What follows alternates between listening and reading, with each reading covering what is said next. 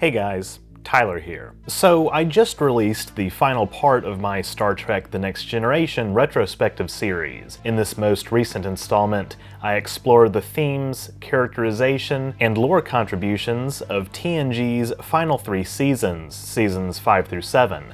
As I was making this video, I found that one episode from season 6 in particular deserved an extended discussion. The two-parter Chain of Command. Specifically, I thought Captain Edward Jellico's behavior warranted further scrutiny. As a refresher, in Chain of Command, Jellico is brought in by Starfleet to take command of the Enterprise, while Picard, Crusher, and Worf embark on a dangerous mission in Cardassian territory to investigate reports of a devastating biological weapon. Jellico had previously negotiated the Federation-Cardassian Treaty, making him uniquely qualified in Starfleet's eyes to spearhead further negotiations with the Cardassians and get the Enterprise combat-ready just in case. However, his command style causes clashes with the crew, particularly Riker, who fails to implement a 4-shift crew rotation quickly enough for Jellico's satisfaction. I've historically viewed Jellico's demands, specifically their time frame, as being just a hair beyond reason. But I wanted to get other people's thoughts and opinions, so I reached out to a few fellow Star Trek YouTubers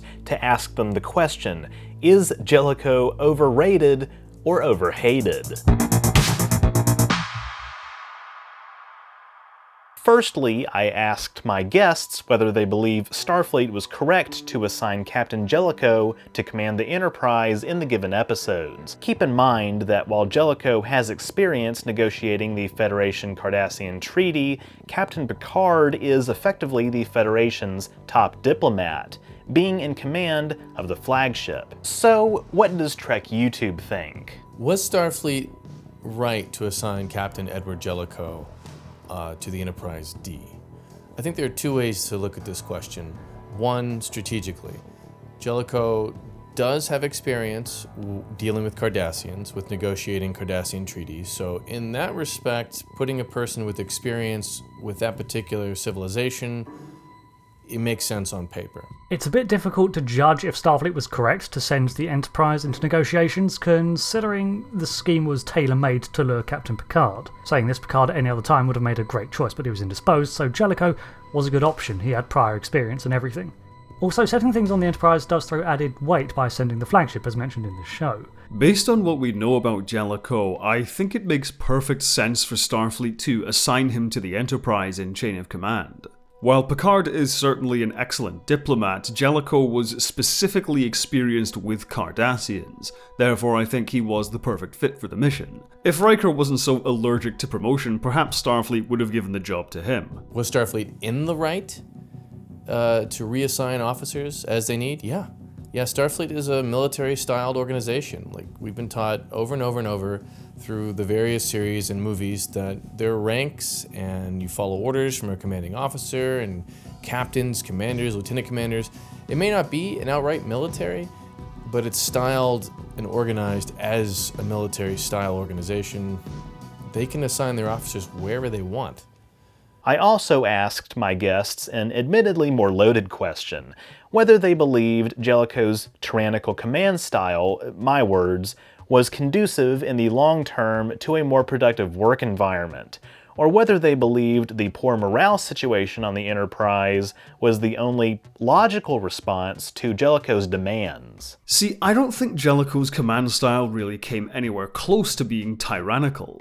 I think the way the show portrays Jellico and the way fans have discussed the character over the years speaks to a tension in the way Starfleet in general is portrayed in Star Trek. While the Federation doesn't have a military on paper, and Starfleet is just as much about exploration and science, Starfleet does function as a military organization. Starfleet is the organization called upon to defend the Federation and project power. It also has a military command structure taking after the Navy. While it may not be referred to as a military, it is effectively a military. With this in mind, there's nothing especially wrong with the way Jellico commands the Enterprise. It's different to the way Picard commands the Enterprise, but he is the CO, and asking Deanna Troi to wear a uniform and changing the crew onto a 4-shift rotation These are all perfectly reasonable things. But Jellico did make his own share of errors. When he first came aboard, he made some reasonable requests, like asking for status reports and evaluations from the entire crew within the hour and placing Troy in uniform, and clearly he'd studied up. He knew the specs of the Enterprise and most of the senior staff's service records. Saying that, I think his attempt to overhaul how every system of the Enterprise worked to suit him was far too premature. He did not have time to play nice, I get that, but wouldn't it have been far easier for him to adapt to the Enterprise's schedule? He's all about efficiency, and in my mind that's a far quicker and more efficient change than changing every other department to work to your schedule.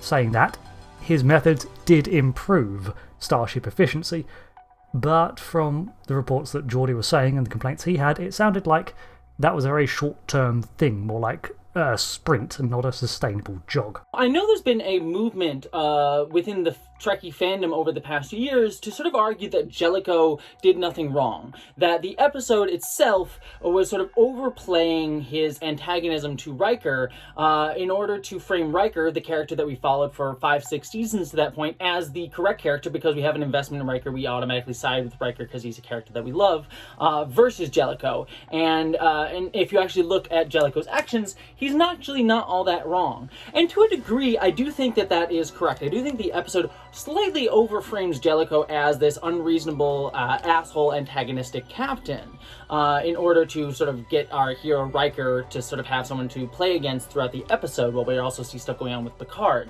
And I do think that that is correct. I mean, if you look at his actions, you know, what he asks is not necessarily unreasonable, right? Like, him asking to change duty shifts is a thing that a captain can do, and Riker, as the, you know, the first officer, does have a job to say, like, hey, that might not be good, it's not the way Picard does things, and Jellico has every right to say, no, well, this is how I'm going to do things, and there's always an adjustment period when you have a new boss coming in. Jellico's arrival made it feel like he was here for the long haul, and his pushy behaviour in forcing the Enterprise to conform to him was implemented far too quickly, and it should have been more on him to adapt to them.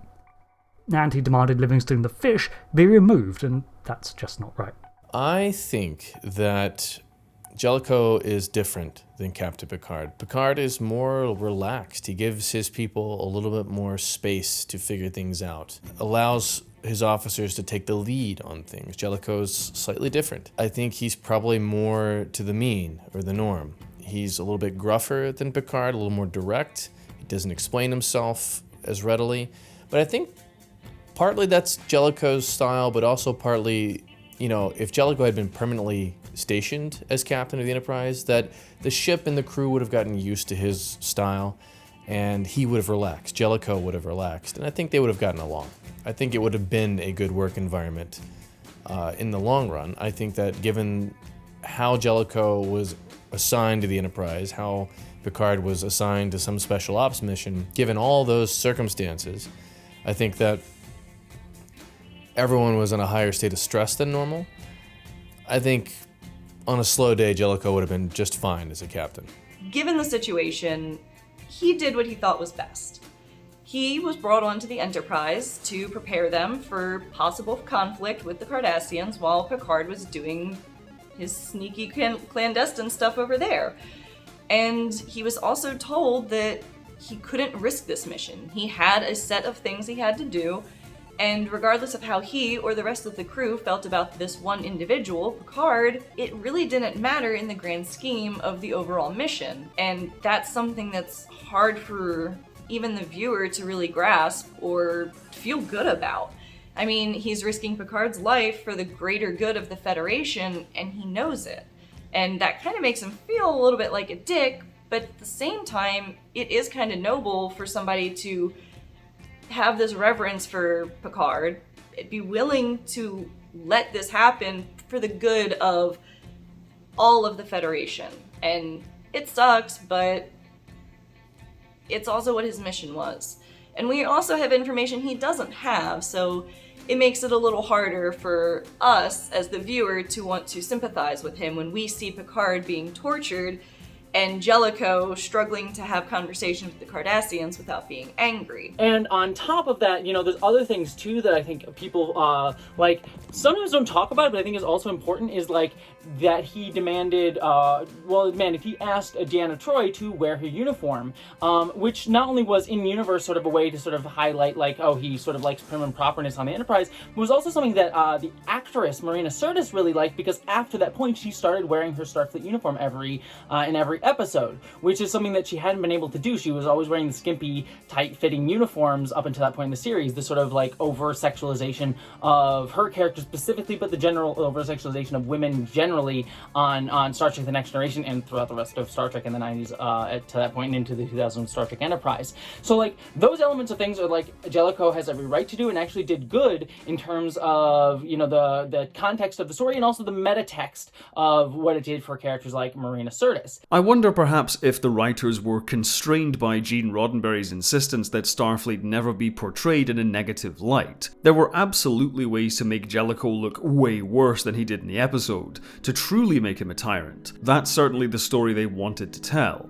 But as we've seen with modern Trek, there's always a fierce backlash whenever Starfleet officers aren't portrayed as inherently good people. I think what Jellico was asking of the crew was perfectly reasonable, and the reactions from the crew, especially Riker, come off as arrogant and petty. It's obvious what the writers were going for, but for whatever reason, it didn't really land. For me, I also do think that there's an element that Jellico is being slightly unreasonable. I mean, if you look at the episode, the situation that's going on in the episode is there's a very tense situation going on with the Cardassians, and a war with the Cardassians may be on the horizon if he doesn't get things wrong. And I get him being this is the schedule that I need to keep. But having, as a commander, I think there's also an element of you need to understand the situation you're in and work with the tools you're given. And I think this demand of him, we need to be on this schedule, we need to do this thing, while also dealing with the stress of the Cardassian lingering potential war going on, might have been adding a lot of stress to his crew and creating a distrust and a distaste for him and his crew at a moment where he really needed to build up that trust. I mean, take a look at something like Captain Pike on Star Trek Discovery. When he comes in season 2, we just had Lorca. Lorca had a very specific way of doing things, and it was a much more rigid captain, kind of akin to Jellico, even though much worse than Jellico, obviously. And Pike comes in and sort of says, hey, I'm here to set a new standard, a new set of rules, and he does so in a way that welcomes in the crew and actually shows that he's listening to them, paying attention to them. He asks them all their name to do a roll call in the opening of that episode, which also has a meta context as well. But Jellico doesn't really do that. He sort of comes in and says, I don't really care what the crew has to say. I'm not going to really listen to them. I'm going to just demand that it goes this way. And he has every right to do that, and he's not wrong to do that. And certainly, as a commander, he has a right to set his schedule on his ship the way he wants to. But I also feel if he really wanted to meet the moment, he could have been well, let me speak to them, let me sort of touch base with everyone and say, what do you need in this moment to make sure that we go forward as best as possible in this situation with the Cardassians? And so I think people argue the opposite direction, being hey, it's a situation with Cardassians, he should demand rigid structure. And I think that that's a fair argument as well. But for me personally, I actually think it should have been the other way around. As a leader, it is partially on you to sort of not just demand other people fit you, but sort of work with what other people are giving you, the crew that you are given, and accommodate them. Be the leader that they need. Don't make them the crew that you need necessarily in the moment. And so I think that I don't think Jellico is wrong. I think he is overly framed as the bad guy, and I certainly don't think his choice in direction as a commander was an incorrect one. But it is also not the tact that I personally think was the best suited for that moment, especially given the stressful situation that they were in. At the end of the day, the big difference is Jellico's a wartime captain, and he was brought on for the explicit purpose of preparing the Enterprise for possible combat, and the Enterprise is an exploration vessel. It's not meant for that. The crew's not meant for that, which is why he might seem like a hard ass sometimes. Yeah, he's a bit of a prick here and there, but he's also just as willing to swallow his pride and ask Riker for help when Riker is in his robe with a smug look on his handsome face talking about why Jellico is in the wrong, when Jellico is honestly just trying his best. And can we really blame him for that? Thank you so much to everyone who contributed to this discussion. These responses have given me a lot to think about when it comes to Jellico and Chain of Command. That said, I still stand by my opinion that not only is Jellico an asshole, something that I think for most people is beyond dispute, but that his command style is in fact not conducive to a productive work environment. While in theory it is true that after a while the Enterprise crew likely would have adjusted to Jellico's routine, I think that the transition to a 4-shift rotation was too quick. And while Will's behavior could be described as petty, I think it speaks to a real ethic among the crew that, you know, we're not against hard work, but you need to give us time. Maybe I'm just not Starfleet material myself. Yes, Starfleet is a military-style organization, but it just reminds me so much of, like, worker burnout. You know, maybe it's my fault for thinking of it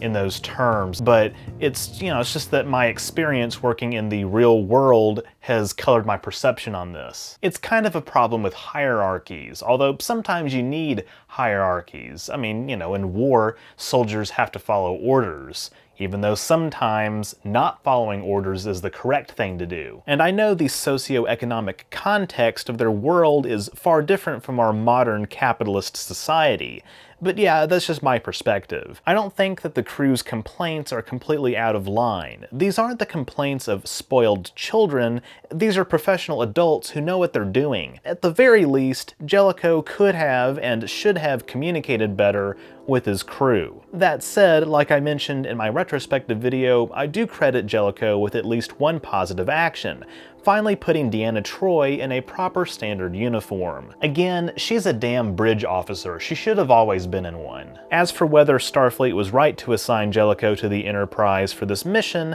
I think that's the less contentious question. Like others have said, Starfleet has every right to assign officers where they please, and Jellico's credentials did arguably warrant his involvement with these sensitive negotiations. I do think it's rather telling, the scene after Jellico is so bellicose towards the Cardassian diplomat when Will says, "Well, I'll say this for him.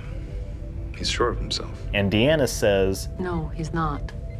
I kind of felt that. I think this was a highly risky move by Starfleet. It did all work out in the end, thankfully, despite the whole ordeal unfortunately getting Picard kidnapped and tortured. There's a lot of nuance to this situation. That's why it's so impressive that people are still talking about Jellico and Chain of Command 30 years later. In any event, this has been a highly illuminating discussion. Thank you once again to all of the Star Trek creators who contributed their thoughts and opinions to this video. Go check out their channels. And go watch my TNG Seasons 5 through 7 retrospective if you haven't already. Links in the description. With that, thank you all so much for watching.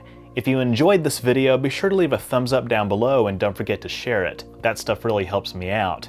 If you haven't subscribed yet, be sure to do that as well so you won't miss future uploads, and click the bell icon to receive all notifications. If you want to support my work even further, you can become a patron at patreon.com/OrangeRiver, or become a YouTube member by clicking the join button on my channel page. By becoming a patron or member, you get access to awesome perks like behind the scenes photos and videos, name of the credits, patron and member only polls, merch discounts, and more. Or you can just drop a one-time super thanks or PayPal donation. All are appreciated. Links to my PayPal, as well as my social media and merch store, are all in the description. That's all I have for this week. Live long and prosper.